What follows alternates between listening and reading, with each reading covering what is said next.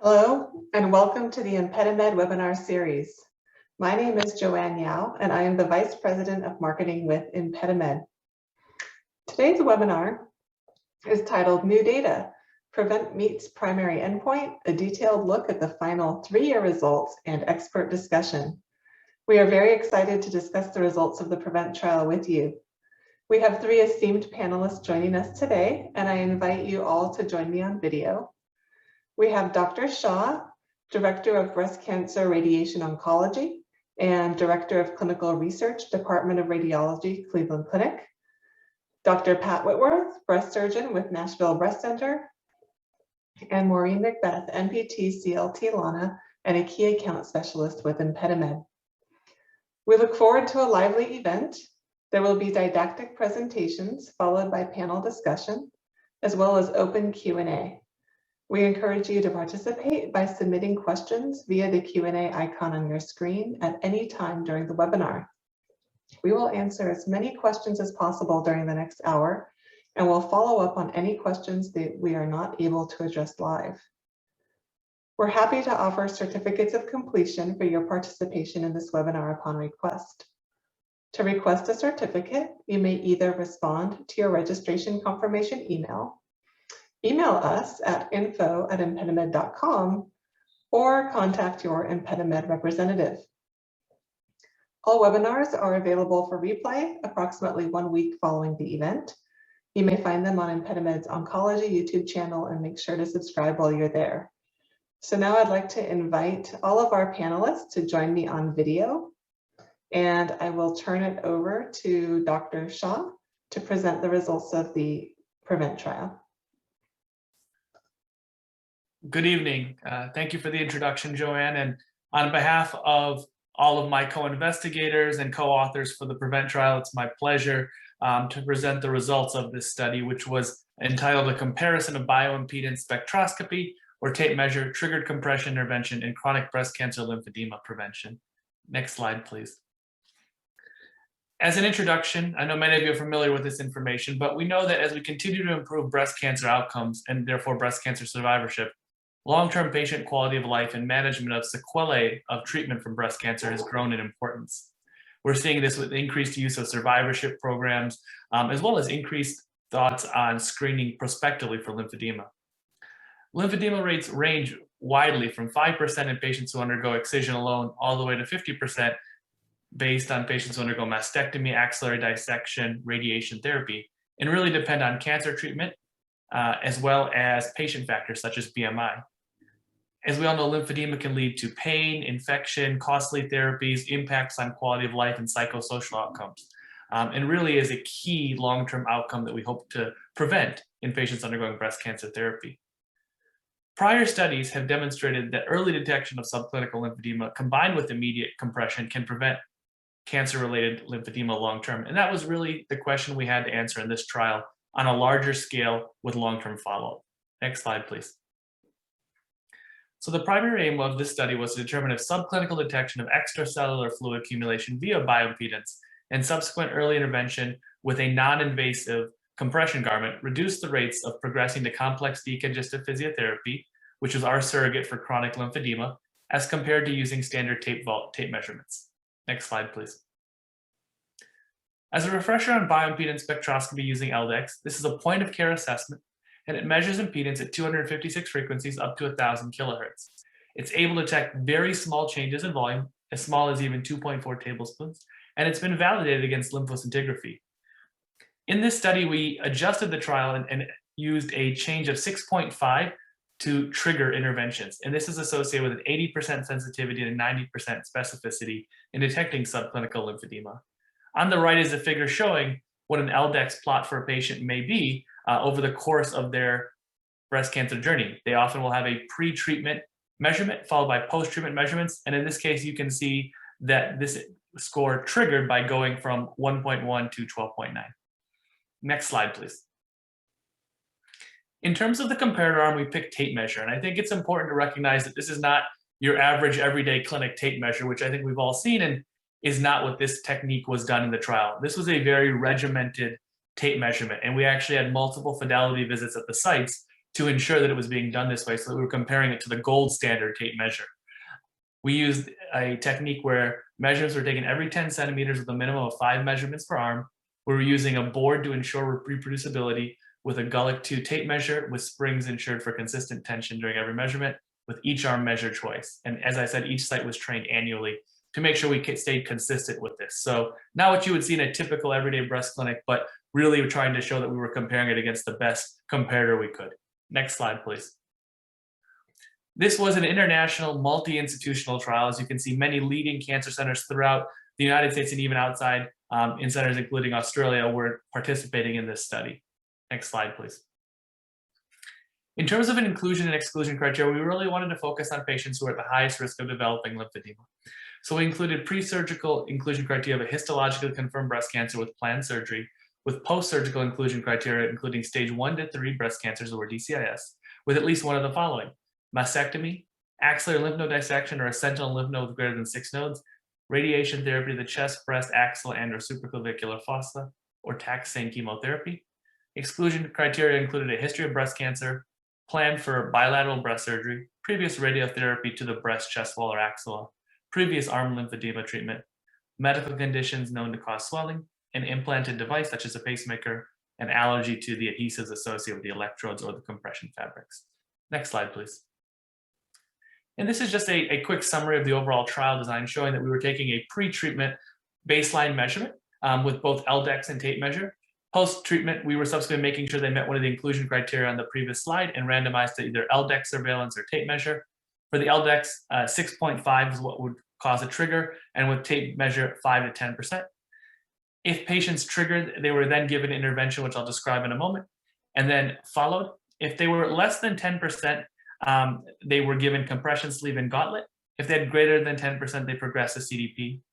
Once they had the intervention, they were then followed, and as long as they remained under 10%, we followed them all the way to 3 years. If they ever had a change of more than 10%, they progressed to CDP. And if you look, the reason that the post-trigger was done this way was that provide consistency between the two arms, such that we were testing different diagnostics, but then once they triggered, we were providing comparable subsequent regimens so that there was no difference between those two arms after that point. And in terms of follow-up, patients were followed at 3, 6, 12, 15, 18, 21, 24, 30, and 36 months, with optional visits at 15 and 21 months. Next slide, please. So this is the consort diagram from the study. We started with 1,239 patients. We enrolled 1,200 pre-surgery, 963 met post-surgical criteria. We randomized 481 and 482. One of the questions that's come up is, were there any differences in progressing before patients went on? And the answer is no. We had 39 patients progress before intervention, and there was no statistical difference, 0.85 and 19 versus 20. We had 437 and 442 patients respectively to evaluate, with 45 patients not having post-baseline assessments, and there was no significant difference in those either. Next slide, please. These are just baseline characteristics. You can see the groups are pretty well matched, really comparable rates of early stage breast cancers, comparable rates of stage 3 breast cancers, and comparable BMI. So really nothing showing a substantial difference between the two arms. Next slide, please. When we look at the other factors, similar rates of breast conservation with no statistical difference. In terms of axillary surgery, slightly higher rate in the tape measure arm, but we'll see the results that even if you look at that complete difference in ALND rate, it doesn't come close to looking at the difference in the primary outcome. With respect to other outcomes, really no difference, slightly increased rate of chemotherapy in the taxane arm, particularly taxane chemotherapy, which kind of goes the other way. Similar rates of radiation therapy. And then when we looked at high-risk cohorts, no real difference in those getting, for example, surgery, radiation, and taxane chemotherapy, or surgery, radiation, and non-taxane chemotherapy. Next slide, please. With regards to patients triggering intervention, the intervention was a compression sleeve used for 4 weeks, 12 hours per day, and it was used as a 23 to 32 millimeter mercury compression sleeve and gauntlet, which is pictured on the right. Next slide, please. So these are the 3-year results, and I'm going to work you through them the way I look at them as kind of an investigator. So I actually start with the 5th row down, which is the progression to CDP. That's the primary outcome. And what we see there is the primary outcome is not only statistically significant, but clinically significant. So what it shows to me is that L-Dex has a substantially reduced rate of progression to chronic lymphedema using CDP as a surrogate, with an about 11+% difference between the two arms. And you can see that the number of patients, even that is substantially different as well. We then look at the triggers themselves, and we see a difference in triggers with tape measure having more triggers than L-Dex. And initially that seems counterintuitive. What that tells us is what we know about tape measure is that it's not very reliable. It's picking off people really in that early post-operative phase who don't really have a high risk of developing chronic lymphedema, but may pop off something with a tape measure trigger, which the BIS isn't seeing. And I think that's also why you see a much shorter time to trigger. But then when you actually look at the median time from trigger to progression and you add those two numbers together, you see that they end up becoming the same number for those that are actually going to CDP. So 3.9 plus 10.7 is right around 14.6, and 9.7 plus 4.9 is right around 14.6. So actually for those patients truly at risk, the time is actually quite similar, despite that trigger time being slightly low. And I think that's just really highlighting the tape measure's flaws in this study, even though we use the best gold standard tape measure we could. Next slide, please. This to me is the most important part of the study. So, any study can show some subsets benefit, but I haven't seen many clinical trials where every subset of patients benefit and the effect is almost identical. So whether you look at elevated BMI, mastectomy, dissection, chemotherapy, taxane chemo, regional nodal radiation, or any kind of group high-risk composite of that, L-Dex has shown a benefit in preventing chronic lymphedema. And if you look at those plots, that really, you don't get much better than that. With everyone, you can almost see it's a straight line across the board of odds ratios. So really a clear and consistent benefit, regardless of the subpopulation of breast cancer patients you're looking at. Next slide, please. So in conclusion, these results are not only statistical, but clinically significant and demonstrate that bioimpedance spectroscopy screening should be a standard approach for prospective BCRL surveillance.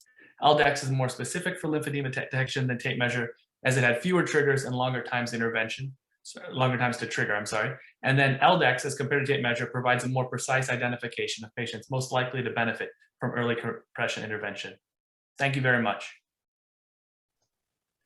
Thank you, Dr. Shah. That's a wonderful presentation and going into those results in such detail. I definitely foster some questions for me, but I want to offer Dr. Whitworth and Maureen the first opportunity. Do you have any questions for Dr. Shah? And if you're on mute. From my point of view, I'm a lot like you, Dr. Shah. I don't know if I've seen a study where every subset was statistically significantly impacted by the difference in the two approaches. Were you surprised by that? I mean, I was surprised to some degree in the sense that obviously that's what you hope for. You want to see a consistent benefit. You always know that given that there may be not a number of events in a certain subpopulation, you may not see that. But I think, it worked out right. And I think it fits our hypothesis really that this is the gold standard in detecting subclinical lymphedema regardless of the patient population. So I will say I was pleasantly surprised, but I also think it fits with the data that we've had to date. And one other question, go ahead, Dr. Shah. I mean, the inclusion criteria, the range plot, they definitely show the benefit in high-risk patients. How should people think about applying this to lower risk patients? Yeah, I think it's a good question. I mean, I think that the inclusion criteria were broad enough to include those that we would consider, even moderately at risk for lymphedema. So, there may be a subset, for example, those undergoing lumpectomy alone without radiation, who may not be very high risk. But I would say most patients who are getting either lumpectomy and radiation or mastectomy fall into the criteria and would therefore be appropriate for prospective lymphedema screening, in my opinion. Dr. Shah, from a therapist perspective, do you think this will finally be the study that we've needed to really amplify, the need for prospective surveillance, especially amongst physicians? Yeah, I mean, I think across all caregivers, regardless of discipline, the goal is always to have level 1 evidence and have it in a meaningful way. And I think when you look at a study that enrolled 1,200 patients, followed patients for 3 years, that's been somewhat lacking in the lymphedema literature. Having a large randomized trial with long-term follow-up will really clearly show that. We've had some good single-arm studies and some older randomized studies, but I feel like this was a study that answered a lot of questions and answered it powerfully by not only demonstrating a clinical benefit, but actually showing a significant benefit statistically, which I think is really important for adoption. So yeah, I think this is really kind of something that will hopefully change practice moving forward. And I'd like to ask a couple questions that came through from the audience specifically about the trial. In the tape measure arm with measures every 10 centimeters, how is volume calculated? Yeah, so in the paper, I'll say it's above my radiation oncology pay grade, but we used, I think, the truncated cone model, I think, to measure the volume. Mm-hmm. Thanks. And I think the paper does talk about truncated cone. So we have another interesting question. And actually, Dr. Whitworth, we're going to get into this in your presentation as well. So, let's talk about this when we get to your presentation also. But, right now the NCCN recommends early detection, but does not specify L-Dex. Is this article going to help change the standard, and is it available as a resource for our audience? What do you think about the potential for that broader impact? Well, I certainly do think that will happen. The NCCN is a fantastic organization, and the resources they provide are fantastic, but it's not necessarily a leading indicator of advances. So here we have a prospective randomized controlled trial. I think that will come up at their next meeting, and given whatever processes are involved, I believe this will lead to inclusion of some kind of recommendation. I think guideline organizations have to be careful not to prescribe things because they're afraid of causing lawsuits and all sorts of other trouble. But I can't see ignoring a randomized controlled trial like this. What do you think, Dr. Shah? Yeah, no, I agree. I would imagine one of the things guidelines look for is level 1 data. Obviously, they like single arm prospective, but what really moves the needle, especially in high incidence situations, is level 1 data. So I think if anything's going to give a guidelines organization food for thought, it's going to be a statistically significant, large level 1 study with long-term follow-up. The other thing is I saw a question pop up about cost effectiveness. There actually was a previous. One more question, Dr. Shah, and then we'll let Dr. Whitworth give his presentation, but we have a follow-up question about the low risk population. Do you think that based on PREVENT, low risk patients should have routine surveillance with L-Dex just like a high risk patient? It's a good question. I think it's about, I don't think there's ever been a study that perfectly defines what low risk is. So I think it's about having clinician discussion with patients and saying, based on your treatment as well as your other factors, this is what I would consider your risk is, and do you think that having surveillance is worthwhile? So someone who has a risk of maybe 3% may say, you know what, that's not something I want. Someone who has maybe an 8% may say yes. So I think it's about creating a patient-clinician discussion and talking about that. I think as we move that risk calculator up and up in terms of risk of lymphedema, it becomes a relatively straightforward conversation, given that it's a 30-second measurement that has a huge impact. And I think that's kind of how I talk about it with my patients as well is, hey, this is something we do. This is something that's available. These are the pros. And most of them want to do it because they find that it's very little time for a huge potential benefit. Thank you. And I think that these questions are setting up your presentation perfectly, Dr. Whitworth. So why don't we turn it over to you? Okay. First slide, please. So these are methods that are widely recognized as effective and potentially useful in preventing lymphedema or minimizing lymphedema. And I think what you'll see by the end of this webinar is that the only really practical one we have at our fingertips that is really effective is bioimpedance spectroscopy. I use axillary reverse mapping in selected patients, but there are a number of challenges there that make it less than ideal if we're going to try to apply it to all 287,000 women who will have invasive breast cancer in 2022, according to the American Cancer Society. Same thing with prophylactic lymphatic venous anastomosis. You can do that in some easy ways, but that is really neither one of those are going to happen with those over 250,000 patients next year. Same thing with prophylactic physiotherapy. You can't just do physiotherapy on every patient, whether she needs it or not. It's just not practical. Regular arm tape measurements were all we had. We tried to do our best to get patients measured, but in most practices, I would venture to say, outside of some special programs, these arm measurements are not getting done at every follow-up visit for every breast cancer surgery patient. Next slide. You know, the risk for lymphedema and lymphedema went down for a little while after the Z11 trial. In the Z11 trial, we saw the risk for lymphedema was about 6% over the first year or two. And that was great news. And I think really the risk for lymphedema in the overall population went down for a little bit. But now we've entered an era where radiation treatment in particular is kind of being thought of the way chemotherapy was thought of back in the year 2000, where, well, maybe everybody benefits or maybe everybody benefits some. And so we're sort of broadening the indications for radiation down from what used to be 4 positive nodes to 1 to 3 positive nodes, and a number of other high-risk indications. So what you see, lumpectomy with regional nodal radiation with just sentinel node biopsy in the AMROS trial was 15%. Lumpectomy with axillary dissection in that trial was 28%. So because of post-mastectomy radiation treatment and regional nodal radiation are increasing, we're seeing a resurgence of lymphedema. Next slide.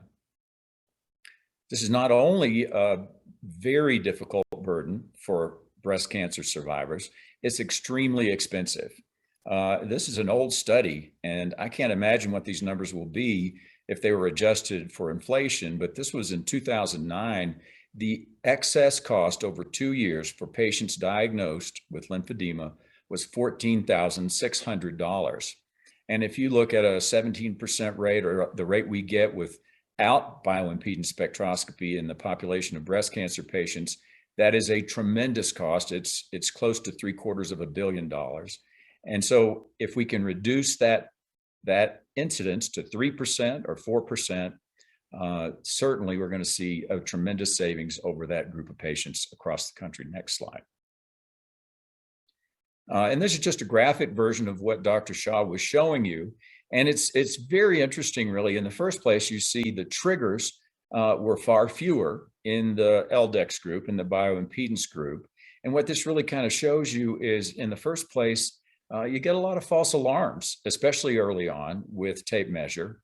And then if you look at the effectiveness, you look at the actual progression to chronic lymphedema rate, the tape measure group had about the same number of patients go on to chronic lymphedema that we saw trigger in the L-Dex group. And in the group who got L-Dex triggering and intervention, the reduction was more than 50%. I think if you saw any chemotherapy drug that had that much reduction in morbidity, that would be in the guidelines in about 5 minutes. So I think this is very compelling that we have now a technology that is far superior to the gold standard, and the gold standard is really impractical in the first place. Next slide. What you see on the left is what we've ended up with, and I'm going to just, as strongly as I possibly can, recommend this setup, because this is about the only way you can measure, and this is the recommendation in the guidelines, prospectively measure patients, monitor them over time as they come in for their follow-up visits. I don't think many clinics, I don't think many surgeons' offices or doctors' offices or medical oncologists' offices are going to be able to do what you see on the right. Get a strain gauge out, get a tape measure out, put the arm on a board with 10-centimeter intervals, and really do a truncated cone measure on all of those patients that are coming in to see the doctor for their follow-up. On the other hand, if you place the L-Dex equipment next to the scales where the patients get weighed as they come in, and you simply get an L-Dex measurement on every patient, and I'm going to explain what I mean by this in a minute, on every patient who's had breast cancer treatment or who is about to have breast cancer treatment, we found that is by far the best way to actually give these women access to what they need. Now, we don't actually charge for every one of those. If that turns out to be a patient that had a lumpectomy and no radiation, the doctor will probably say, we're not charging for it in this case. It's just a box they check. But we realized that we were going to tie ourselves in knots if we tried to make our receptionist or our medical assistant figure out, is this patient high risk or low patient? That's the doctor, high risk or low risk. That's the doctor's job. So very easy to get this very quick measurement. Same time we weigh the patient, when those patients come in for pre-surgery visit or for follow-up. And the doctor can decide, well, this was low risk. We don't need to charge for it, just based on their judgment, which is far more appropriate than trying to make the assistant figure it out. Next slide. That way we capture all of these patients and we begin to do what the guidelines have said we're supposed to do for a long time, which is baseline measurements of both arms, educate the patient, monitor for lymphedema. Up to now, the NCCN guidelines couldn't be very effective because there wasn't a very effective way of really preventing lymphedema. Tape measure picks up swelling, and with swelling, you're already getting some loss of elasticity in the interstitial compartment. Next slide. So all of these organizations in their guidelines recommend some kind of measurement and prospective surveillance. And as I'm trying to point out here, tape measure surveillance is not really practical for most settings, for most practices, and it doesn't really work. In fact, it doesn't work half as well as bioimpedance spectroscopy. American Society of Breast Surgeons recommend it. The American Physical Therapy Association, which has more members than the rest of these organizations combined, just comes out and says, we recommend this bioimpedance L-Dex to detect subclinical lymphedema. Lymphatic Education and Research Network recognizes this, really requires risk assessment with bioimpedance spectroscopy or pyrometry. There are some very sophisticated programs around the country who use pyrometry, but it's certainly not something that's going to appear at the weigh-in station or at the check-in station in every clinical office. The National Lymphedema Network just recognizes that technology as a reliable way to do what we're supposed to be doing. Next slide. The very good news is that Medicare now covers this nationwide. And the biggest problem with implementing this, at least with my colleagues, we were all fairly convinced that this was a good technology for quite a while based on other studies, not as compelling as this one, obviously. But it was a problem because all of the denials, all of the failure to cover made this a revenue losing proposition. And you really can't stay in a revenue losing proposition in practice for very long. But the good news is that this is now covered by Medicare, most insurance companies. And in fact, we've had some difficulty with Blue Cross in Tennessee. I expect that to go away now with the publication of this randomized clinical trial. So not only does it make sense for the patient and is it practical in terms of workflow, but now we have a situation where we no longer are going to have the billing people come screaming at the doctor to stop doing this. Next slide. So our goal in practice in Nashville is, our intent is to test every patient that's at risk for cancer-related lymphedema. So we have this set up in our check-in station and we capture it at all at-risk patients. And at that point, the decision is just, has she had cancer or is she about to get surgery for cancer? And then we make the decision, the physician or the caregiver makes the decision on the billing sheet, whether that was a high risk or a low risk patient. This is, I guess, the other leg of the three-legged stool. The company itself implemented a case assistance program. And that is a way to turn over the denials and the appeals process from your office, which would be really unbearable for your office personnel or your accounting personnel, to the case assistance program. And they can actually set up a HIPAA compliant access to your electronic medical record and take care of these denials either by getting authorization up front or by appealing the denials without you really having to do much, without burdening your billing folks or the folks in your office. The final really critical part of this, if this equipment is in, we'll say, every physician's office who's seeing these patients in follow-up care, what happens with a trigger? What happens when you see that number go up 6.5 above baseline?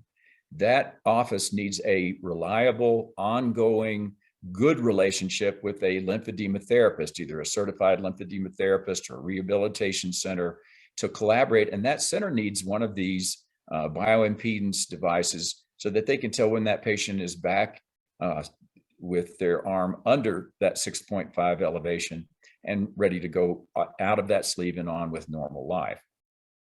Next slide. just to show that this is no longer a revenue losing proposition, I wrangled a report out of our accounting software, and 93702, which is the CPT code, shows up in our, this is just by revenue over a quarter, random quarter last year. Bioimpedance shows up just behind oncoplastic surgery and sentinel node biopsy in terms of revenue. And certainly that number more than pays for the equipment and the work that we do to get it done. Next slide. Any questions? Well, thank you, Dr. Whitworth. That was a great presentation and really went into how you're taking lymphedema prevention and putting it into practice. And so before I ask my questions, Dr. Shah, Maureen, do either of you have any questions for Dr. Whitworth? Sure. So thanks for the presentation, Dr. Whitworth. And, you know, obviously I have my impression of this, but I'll get your take on it. Sometimes we see patients, they don't get a pre-op baseline L-Dex. How do you handle that in your clinic? I know in my clinic, I will still measure those patients, follow them, and know that they can be followed with L-Dex even if they don't get a pre-op, but was curious on your take on that. Yeah, we do exactly the same thing. We sort of pinch ourselves if we did not get a pre-op measurement, but these things happen, and certainly following them, monitoring them over time post-op. As with almost any of the things we do, the trend is more important than any individual measurement, and you can certainly monitor that trend.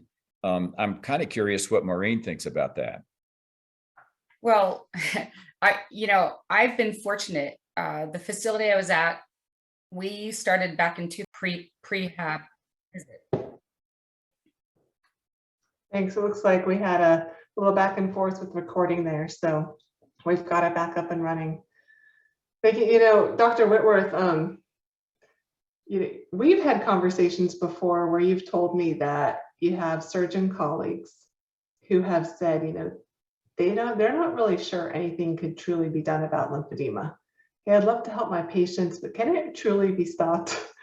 And you know, I'm kind of curious your thoughts on why the PREVENT trial should change those minds. Why should it change someone's minds about being able to affect the course of lymphedema? Well, you know, even when we get prospective randomized trial results, you have people who adopt that new practice earlier, and then you've got a little bit of the middle, and then you've got late adopters. And I think part of that's related to habits and workflow and you know, the level of proof that some people require.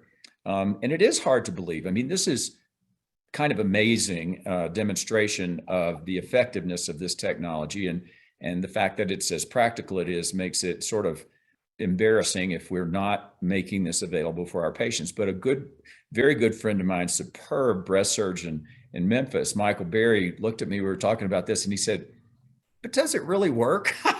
and I had to say, Michael, it's a prospective randomized trial. I mean, what else can you ask? So yeah, I think people have trouble changing what they believe, and they have trouble, surgeons and I guess physicians in general have a lot of trouble changing their workflow. And so that's why I think it's very important to make this fit workflow very easily. Yeah, that's really interesting. And we have a question about where the study was published. It's published in Lymphatic Research and Biology. It is open access, so you can find it online there. Dr. Whitworth, we have another audience question for you. Do you specifically discuss with your patients the billing and that it's a charged surface? How do you have that conversation with your patients? You know, it was a very difficult conversation when it used to get denied. And in a lot of places around the country, people have post-traumatic stress. The patients do, the therapists do, the doctors do, because they tried to collect cash. They'd say, well, if it doesn't get paid for, will you pay cash? And it's going to be this much money. And this is a cancer patient who's already been through, you know, one of the biggest stresses in her life. So I think people do have kind of, you know, PTSD over this billing issue with this technology. But now it is covered by insurance. And so that coverage makes a big difference. Patients will generally, in a lot of cases, not do it if they think it's going to be a big charge to them. But now that we have insurance coverage for it, I think it makes a lot more sense. I think the the price is very reasonable. And patients who, most of my patients who have had breast cancer treatment are terrified of lymphedema. And this is clear proof that we have a very value-based proposition to solve it.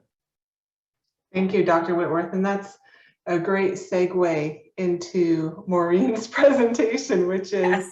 the impact of this research for patients. Well, thank you, Dr. Whitworth, for that setup, because that's really where I'm coming in. For many of you who may know me already, you know where I'm going to go with this. So next slide, please. It's all about that perspective on numbers and the scale, right? Dr. Whitworth talked about the numbers of patients getting cancer, and it's unbelievable when we look at it in, the broad perspective of our whole country or even the whole world. Next slide, please. So with that, one of the investigators in this trial, I was fortunate to meet Dr. Boyages over in Australia in 2018. And I was so taken by this quote because it was the first time I really saw in the literature that it started to talk about looking at those out-of-pocket expenses, not just the cost to the insurance, but these costs that are endured by the patient. And this is where any of the advocates out there, many of us who do that on the side when we're not seeing patients, we've marched on Washington, we've gone places to try to get these things changed. Next slide, please. And the therapists in the room can definitely understand this because that escalation of cost. I can remember asking my breast surgeons if they actually knew how much these things cost, and they said, no, we have no idea. And so this slide I created a while back to sort of show that escalation in cost. And this is why treating it subclinical early stages really makes sense, because it's not that someone just has to buy one garment, right? They need one to wash, one to wear. My favorite thing used to be, who goes around with one pair of underwear? No one. And yet insurances would still say, well, we're not paying for this. And so as their need for treatment increases, again, you can see the cost and all the different things they have to do. And with late stage lymphedema that we have to treat with full bore CDP or CDT, as we call it in the States, we're talking lifetime maintenance. So we have to remember these costs are not just for 1 year or one incident. Next slide, please. So this is a typical bandage. Again, if you have any of your surgeons or physicians who've never felt a bandage, please have them volunteer to get bandaged one time in your clinic and have them try to wear it all night. They won't be able to. I've had most of them take it off after about 15 minutes and they just find it unbearable to wear.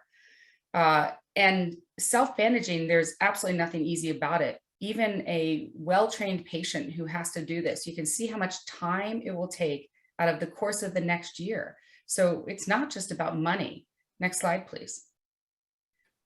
Every hour you ask your patient to do something of some type of CDP self-care, that adds up over the course of a year to 14.8 days. You could almost think of this as like when we talk about survivability, right? And how long till they progress. We're taking life away from patients when they have this disease. So take 14.8 days and multiply it by someone who lives 10 more years or 20 more years or 30 more years. And this is a lot of life we're taking away from someone if we don't prevent chronic lymphedema. Next slide, please. Oh, one side, there we go, thanks. So that self-care time commitment is really what I want to get to. And if we treat someone subclinically, it's very minimal, right? It will be less than an hour of a day between putting the sleeve on and off. And, all of us therapists will give them some exercises to do. Plus, we want all of our cancer patients to be exercising. And so over the course of a year, at most, that may be 2 weeks, right? That's not too bad.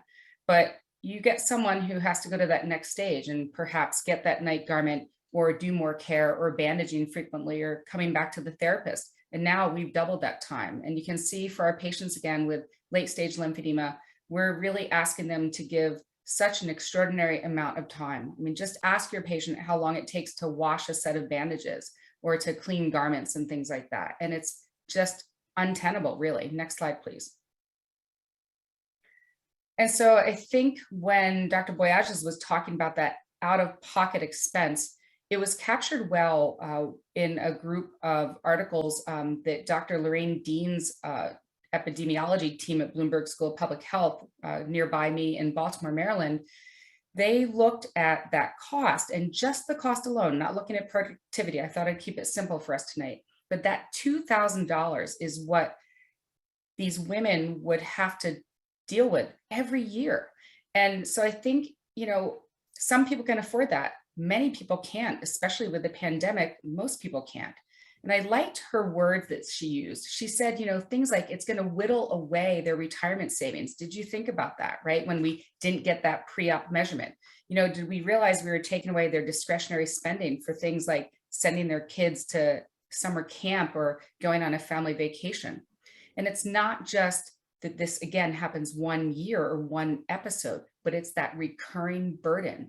And when a researcher uses words like, you know, cripple, and just look at her language, this is why we're here tonight. You know, I've dedicated my career to preventing cancer-related lymphedema. If you read my article in the APTA's Oncology a couple of years ago about, you know, we know it's coming, right? With cancer, we know lymphedema is coming. We can't hide our head in the sand anymore. And this is what we're going to be able to prevent. Next slide, please. And there it goes. Sorry about that. Next slide, thank you. So this is really where it comes down to. And I wanted to, you know, find a way for you to take what this research really is saying and put it to the test in your own clinic. So think about every 100 breast cancer patients coming through your clinic that you could be monitoring. At the end of the day, what we're doing by using L-Dex instead of a very rigorous tape measure is 11 fewer of these patients are going to get chronic lymphedema. And that to me was staggering. And, you know, that cumulative burden, then if you take Dr. Dean's work, looking at that cost we're saving, every place should be able to afford to do this. And now that we have, you know, reimbursement through the case assistance programs and whatnot, we really have to push to get these tests covered and go out to every insurance company and say, you know, you're saving money, because if you let the patient get chronic lymphedema, think of all the other issues that are going to happen with that patient, you know. So it's that $2,000 that takes away hope from a patient, that they just feel like they can never recover from having had cancer, never recover from getting lymphedema. And so, you know, I fully agree with the findings of this study, and I don't want to say I told you so, but I knew we were going to see this. I did. And I'm excited to say that, you know, it's why I've made a big jump and am working with ImpediMed now. It's so important that we don't wait, you know, 10 to 14 to 17 years for this information to disseminate, because all of us in research know that that's the average time for new information to get out to everyone. It's anywhere from 14 to 17 years. And I first worked with bioimpedance with the SFB7 research device in 2007. So we've had that time frame already, and now's the time to make this happen, to, you know, use all of us together to go to our colleagues and say, we need to have this be, you know, the standard of care. So thank you, doctors, for, you know, really doing the work that us therapists have wanted done for years. And I just kudos to the entire research team that made this study happen. Thank you. Thank you, Maureen. The wonderful presentation on the impact of patients. And Dr. Whitworth, Dr. Shah, do either of you have questions for Maureen? You know, I was hoping we could just take 1 second, because she made such a point. Can we go back to, can you share that presentation just for another minute and go back to that slide where she's got the 3 stages there? Because that shows sort of graphically what we're talking about. The subclinical, put the arrows on if you can. The subclinical is the place where, the subclinical point in time is the place where bioimpedance is catching subclinical lymphedema. That patient has a garment for a month, and that's it. On the other hand, tape measure is only able to capture patients in this next phase, in this early stage, and they're already a substantial number of those folks are going to go on to lymphedema, as you saw in the randomized trial. I just wanted to make that distinction, where the technology we're talking about and the reason these results are what they are is catching things before we stretch out that interstitial compartment and we lose the elasticity that sort of keeps us with lymphedema forever. Isn't our goal really to keep the patients there? You know, we get some feedback of, well, even when you have subclinical lymphedema, it's chronic. What's been your experiences with regard to intervening? What happens after the 4-week intervention?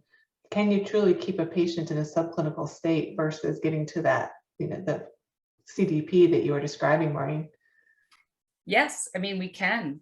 And, from my perspective as a therapist and having used the SOZO now for as long as SOZO, once I made the transition from the electrodes and the U400 to the stand-upon SOZO, it's been tremendous because it's so easy to use.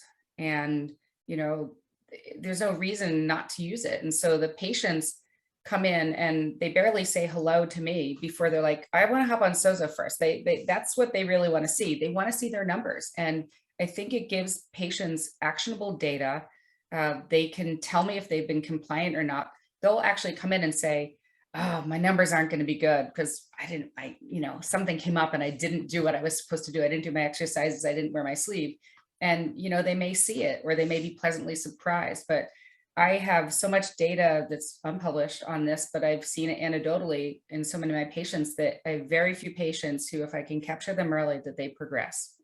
And we don't know what the triggering events are always. We made up a lot of things. We said, blood pressures might do it or IVs. So we've learned all those things don't really do it. You picked up a baby, it's your fault, not mine.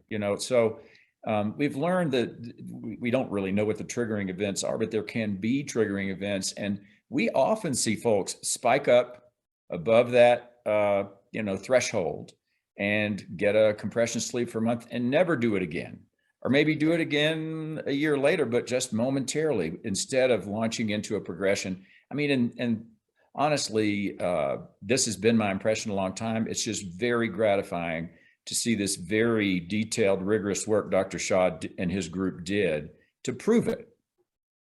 And Dr. Shah, this is a huge study. If you look at the number of patients included, the 3 years of follow-up, the amount of data that's collected, and we're just scratching the surface now with this report of the 3-year results.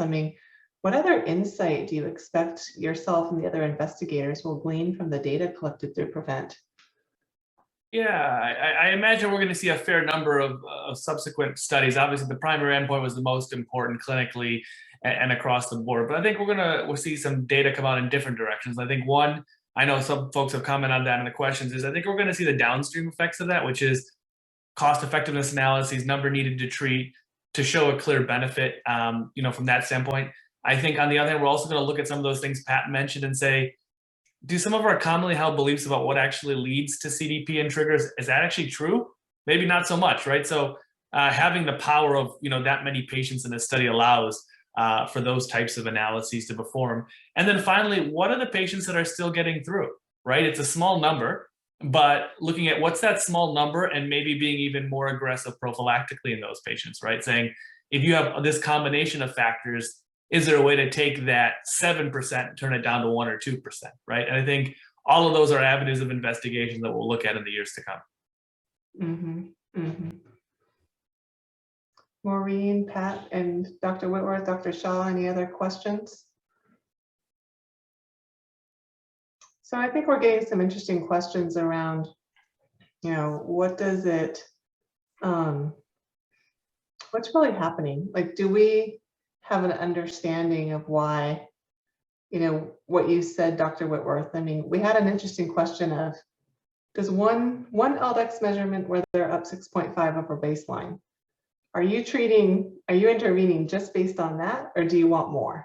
And then do we have any idea what's happening biologically to allow that patient to come back down and then never to come back up again in subsequent measurements? Any insight on that? I can only guess. And Maureen knows probably a lot more about this than I do. But my guess is that there can be,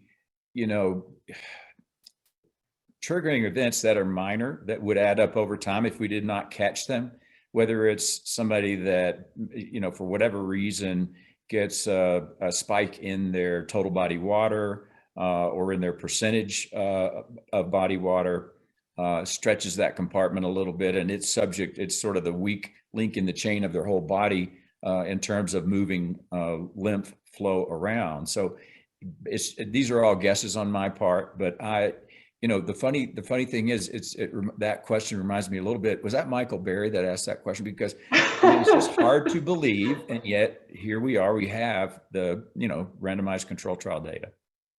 It was a surgeon, yeah, not Michael Berry. Maureen, please. Dr. Whitworth, I can speak to that, and I think one of the theories about the triggers and everything, right? Or at least what I've been able to see by having L-Dex data on a lot of patients and watching these. And we have actually a case study I have put together on this before. It's an interesting one of a patient who needed carpal tunnel surgery on both hands and had lymphedema on the one side that was, positive on L-Dex. Started the protocol with her, got her calmed down. She had the surgery, it went up. Got it calmed down, had the surgery in the other hand, it still went up on both hands. And I think it was just her inflammatory effect or something systemically in her body. And she also had 2 vaccines that also made her spike. But utilizing the protocol, she's back in the normal range now. I actually see her next week, and hopefully she'll still be in the normal range, but she's been in the normal range now for 9 months. Awesome. Now, it's interesting because so last year at ImpediMed, our team did a survey of certified lymphedema therapists that are members of the LANA organization. And 92% of the respondents said that they were aware of prevention and L-Dex. And less than 40% said they actually do it. and so we're seeing a gap, right? And many of the reasons were, I don't have access to L-Dex. I just can't get the support within my organization. I can't get the referrals. So, any thoughts from this group on how members of our audience looking to implement this technology, implement these programs, can kind of influence and encourage others in their organization to buy in as well? Yeah, Well, I would think that many of them have please. Go ahead. I'm sorry, Chirag. No, please go ahead, Dr. Whitworth. Well, but my guess is that many of the people tried to implement this before. They got interested in it, they wanted to try it, and they brought it in, and either they didn't get it into their workflow in a way that was really reproducible patient after patient, or more commonly, they got all sorts of denials. They couldn't cover their cost. Their billing administrator came and yelled at them, and they took it away. And so it's going to be, I think, one of the messages has to be, please revisit this now that things have changed so much. And so if you get a call from somebody that represents this technology, give them a chance. Yeah, my comment would be I look at it programmatically, looking at one of the questions I think they mentioned, respecting the role of lymphedema therapists. And I think that's what we do in our group, right? I think we are collaborative, right? So our L-Dex program incorporates our breast surgeons, our medical oncologists, our radiation oncologists, and across the board. And we work as a collaboration. So even when we're doing, advanced lymphedema studies, and for example, looking at things like lymphovenous bypass, we're still using the SOZO to assess those patients post-treatment as well. So I think one is it's not a discipline's intervention, it's a program, right? It's a programmatic feature, and it's a part of not only the management of breast cancer, but downstream complications as part of survivorship. So that's how we've really got buy-in in our program. And to Pat's point, we keep it next to our scale in our breast clinic. And all of us who are treating breast cancer patients that are able to access those measurements, which is really helpful for patients. Yeah, I just want to echo that, Dr. Shah, because that's, I think, really the power of it, that we're getting a lot of data from this device. And, even so I also treat other forms of lymphedema, and I was treating a patient for lower extremity lymphedema in the setting of knee replacement. And it just so happened that a couple months later, she was diagnosed with breast cancer. And it was so important because I actually had a baseline on her. And when they had to go back and do the axillary dissection, then I was able to tell her to let her surgeon know I had a great baseline. And so, you know, the more data we have on patients, we don't know what's going to happen to them in the future. I have many patients who have had second cancers. And so, you know, I always find that pre-treatment baseline is going to be helpful for a rehab therapist. Thank you, Maureen.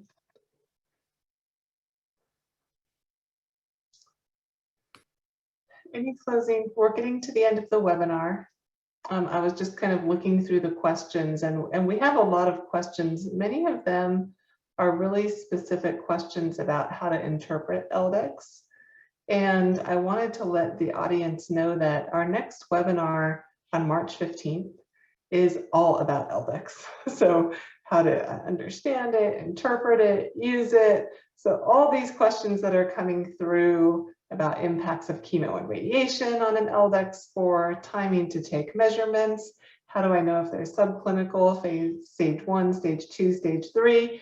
We're going to get into the details of those questions with 3 amazing L-Dex experts. So stay tuned for that webinar. We're going to cover a lot of that there. Also, we're getting a lot of reimbursement questions.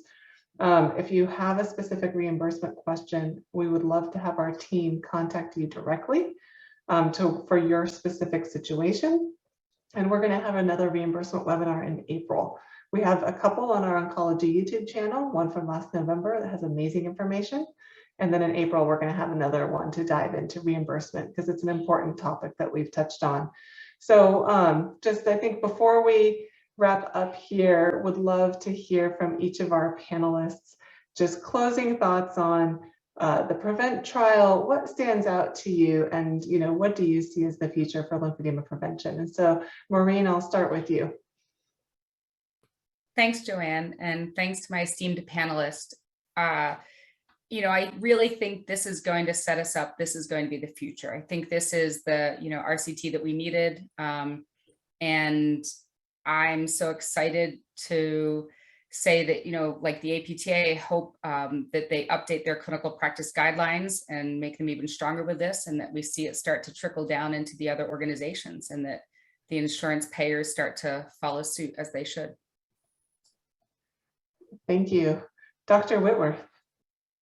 Well, I mean, as a closing comment, I'm very grateful to Dr. Shah and the group that performed this study, because I was an early adopter. I would have even, had difficulty doing a study like this because I believed in the technology too much. And I found over time, it wasn't easy to convince people. And so this is the thing that was really needed, and they did what needed to be done. And there's just no denying it now. And in spite of the fact that it's hard to believe at first for some people. Thank you, Dr. Whitworth. Dr. Shah? Yeah, I think, my big takeaway is, first of all, we wouldn't be here without the patients who enrolled in this trial, right? They really are the most important people in this message. They were willing to undergo these measurements, undergo this trial. And we as investigators are simply trying to carry forth the goodwill that they've given by being part of this study. And I think my takeaway is, I don't want their sacrifice for breast cancer survivorship and really doing great science to go unused, right? And so I think the data is clear from a clinical and a statistical standpoint, and really shows the benefit of using bioimpedance and L-Dex to prevent chronic lymphedema. Thank you, Dr. Shah, and thank you everybody for joining. This has been a wonderful discussion. We will follow up on all the questions, and we hope to see you at an upcoming webinar. Thanks, everyone.